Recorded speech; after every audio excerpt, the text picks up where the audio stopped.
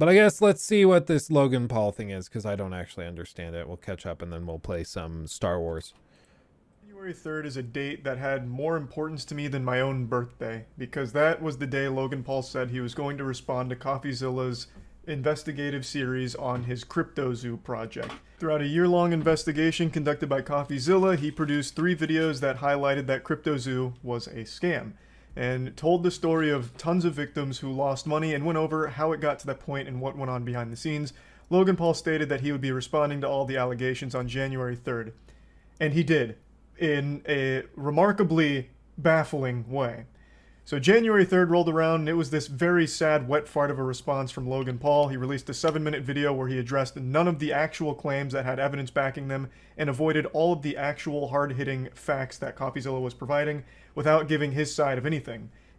Yeah, I mean, no shot. How do you defend yourself against something like that? Like, okay, you endorsed and created this thing where people pretty much unanimously lost tons of money while you profited tons of money, and you did it maliciously and knowing that people were going to lose money while you benefited. How do you even begin to answer that? Like, I'm surprised he's answering it at all. I thought he would just like go into a hole and ignore it. Like, just don't mention it. Like, I think it's the old rule of politics where they said, like, if you're explaining, you're losing. Just don't explain. Never talk about it. Instead, he just started attacking the character of CoffeeZilla and throwing out wild accusations with nothing to back up his claims in his own video, which makes him very hypocritical in that sense. Such as him stating at the very beginning that CoffeeZilla's been getting information wrong because he's turned into a gossip channel without ever showing any of the things he's gotten wrong recently, and then saying that he tried to work in law enforcement but was turned away for being not truthful and his work often being speculative, of which he provides no sources to where he got that, so I imagine he reached into his colon and pulled it out like a little dingleberry. So it's probably just like he's surrounded by all these people who are like, I saw on Twitter that somebody said this, and that's it. That's like the full extent of it. Logan Paul is too narcissistic to ignore all these allegations about CryptoZoo. Yeah, he doesn't like people talking shit about it. He seems like somebody who like truly, it's kind of like Trump. Like, I think he just is somebody who really deep down wants everybody to love him. Like, that's what he wants. He loves the money. He loves the fame. He loves that. But I think he really, at his core, just wants everybody to love him and think he's a great guy. And so he's getting one thing he wants, the money, at the cost of all of this. And it was great when he was just scamming people. But part of it is that his fans seem totally incapable of holding his feet to the fire on anything. Like, he will do stuff commonly that's just horrible. And his fans like, word to the wise, man. Down with the man. Like I said, it must be just 12-year-olds watching Logan Paul. Because I've never met anybody who watches his stuff. Like, I do not understand the appeal. I don't get it. Who is tuning in casually to the Impulsive podcast? Is this the point when all of you guys tell me that you all listen to it? Oh, God. his video wasn't the best when it came to proving his innocence. So he then released a podcast episode yesterday going over it deeper. However, it's not deep at all. This shit is shallower than a micro penis. It doesn't go anywhere. It's still the very surface level shit where he doesn't actually talk about any of the evidence-backed claims that CoffeeZilla makes against him, his team, and his project. It's an hour and 20 minutes of them trying to play the victim here, and it's so shameless at one point that he even begins reading a letter that he supposedly received from a fan that made him tear up, talking about how great of a person Logan is and how he has such a kind heart, and then Logan tears up on the podcast again. None of this has anything to do with the CoffeeZilla investigation or CryptoZoo, so it just seems like he's farming sympathy points for some reason. It's just not good at all. Yeah, like trying to say, no, you should not give me a hard time over coffee or CryptoZoo because I actually like I'm a really good guy and I have an impact on people. And it's like, yeah, you can have a great impact on people and still be an ass, like still scam people. You can do a lot. Like that was the whole thing with the former dictators of Haiti who were horrible and they led to millions of people like being impoverished and thousands of people starving to death, but they donated a ton of money to Mother Teresa in the 80s. So they're good, right? It's like, no, they did like a good thing, I guess, but that does not excuse all the other random crap they did. Jamie, I have a friend who's 25 and watches his content, swears he changed since the Japan incident too. I don't know, maybe it's like a contrarian thing. I don't know. I've said before, I get a lot of appeal from some big streamers. I can kind of see it. But there are some big streamers and YouTubers I just honestly don't understand what makes them successful, why people watch. Even like really big ones, I just am missing something. I don't get it. For me, it's like, I would say the Logan Paul and Jake Paul. I don't understand their appeal. I don't get it. Like the boxing thing I kind of got because maybe you want to tune in to see somebody that you don't like the anti-hero. You want him to get his face punched in, so you tune in and watch the pay-per-view for that. I could see that. I can kind of understand that. But like other big streamers, I don't really get the ASMR thing. Like, I don't get that. I don't really get like Hassan's appeal, even though he's huge. He's like the Steven Crowder of the left. I just don't get it, you know? But obviously there's a ton of people who do. I'm just missing something, you know? I'm glad we have guys like you, Luke, because if we had a load of people like Logan Paul's of the world to look up to, I don't know how this community could survive. Well, I appreciate that for one. I appreciate that. But it's also just, it explains a lot about like the TikTok trends that pop up and things. When you see that the role models are like the Logan Pauls of the world and the Andrew Tates, there are people who unironically think that like Andrew Tate is a badass and they want to be like him. Like weird daddy issues stuff where he's their role model. I know it sounds crazy, but there are a lot of people out there who had that same thing. Same with like Jordan Peterson, where they look up to him kind of as a father figure. It happens a lot. I think it's more of an issue with like a fatherhood hole that's been left within a lot of young men. That sounds really gross and nasty. But what I mean is I think a lot of young men have more daddy issues than they would admit, or at least maybe realize. And they sort of self-medicate and self-treat that problem by chasing these strong characters and figures in media, like Logan Paul, who, say what you will about him, he's a major character in the world and the world stage of media.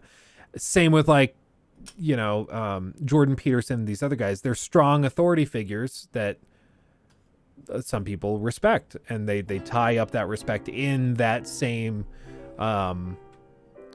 avenue of like trying to fill that void or something. Look up and have some sort of authority figure. Let's see. Whippy Ice, thank you for becoming a member. Appreciate you. I can't agree about Hassan being like Steven Crowder. What I mean by that, John, is that they're both like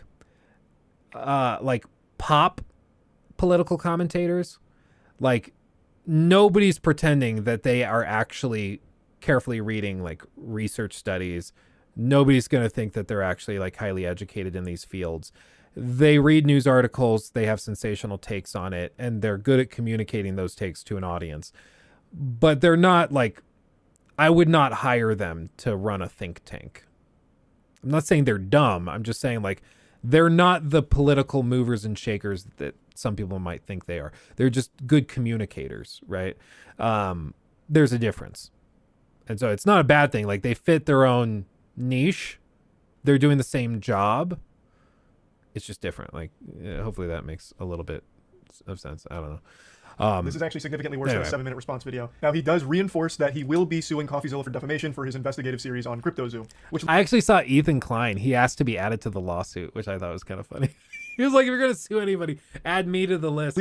leads me to believe that Logan Paul is truly surrounded by absolute fucking troglodytes. There is nobody in Logan Paul's immediate circle that gives him good advice. A defamation case is extremely hard to win in even the best of circumstances. But you have a shady crypto company that a ton of people lost a ton of money on, and you're suing a guy who investigated it for a year and provided nothing but an unbiased, objective look at the facts. No matter how you want to...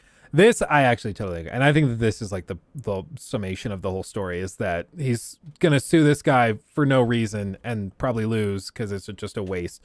He might not actually end up going through with it because I don't think he... I don't know. I think this is more a scare tactic, but it's the same thing. Like these really wealthy, famous people, they surround themselves with yes men who give them horrible advice, and then they do stupid stuff like this, and then it goes badly, and they're like, "What happened?" Same thing. Like, if you ever wonder, like Michael Jackson, look at Michael Jackson towards the end of his life, all the plastic surgery he had. Whenever he had a doctor that said no, he just found a new one because he had the money and the fame and resources to do it. Like he just surrounded himself by yes men. And if you didn't say yes, you were out. So you always say yes. And it doesn't matter what it is. You say yes. That's it. I saw a TikTok actually of, it was of a former record manager dude with Sony Records. And I think it was Sony, but he had for a while worked one-on-one as Michael Jackson's like business manager. And at one point, Michael Jackson told him, I want to own all of my masters for all of my hits, for Thriller, for all of that. And he said, okay, I will work on it. And he said, it's Michael Jackson. You always said yes to Michael. Didn't matter how impossible it was or unlikely. You said yes, and then you would figure it out because you don't say no. If you say no, you're out. You have to say yes. So he said yes. And then he stumbled into this way to get the master recordings after the fact through some corporate trickery and maneuvering. But it phrased it and framed this thing really well, where it's like, for some of these people, you say yes. There is no question. You are going to say yes. You play by ball, like you play ball by their rules. Otherwise, you're out. It's one of the most fascinating things actually for me with like Mr. Beast. Maybe I'm just out of the loop, but I haven't heard a lot of drama surrounding like Mr. Beast stuff. But he surrounds himself by a ton of people. I would assume that he's had problems with yes men, but he seems to have stayed pretty grounded for somebody that's as successful as he is. So maybe he's just like a unique case of like just a good guy who's been able to keep his feet on the ground. I don't know. But like in no way does Mr. Beast seem like somebody who's been kind of corrupted by all of it.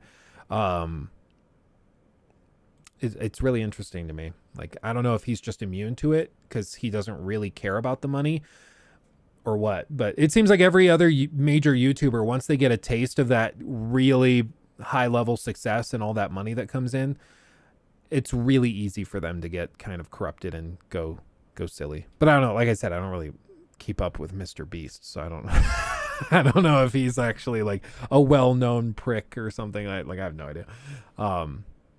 But yeah, anyway, all told, I don't think he's going to actually follow through and sue anybody.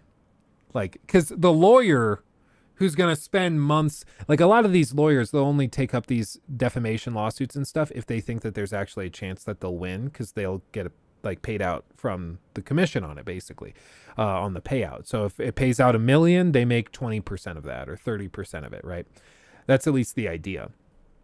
For like rarely do you pay up front. One thing a very wealthy man told me when I worked in real estate, he said, if you go to a lawyer and they ask you to pay up front, find a different one. Or really look at your case because you probably don't have a good one. He's like, if you have a good case, they will be begging you to let them take it. And then they'll get a cut of whatever comes after the fact. It's like, if you take a lawsuit to a lawyer and they ask you to pay them like $100,000 up front, he's like, it's probably a trash lawsuit, so you shouldn't do it. And I would guess he's probably running into similar things like this. Lawyers telling him, I don't think you want to do this, dude. I don't think you're going to win, and you're going to spend a lot of money paying us up front. It's like, I'd rather us do something else. He took my thing. Red flag.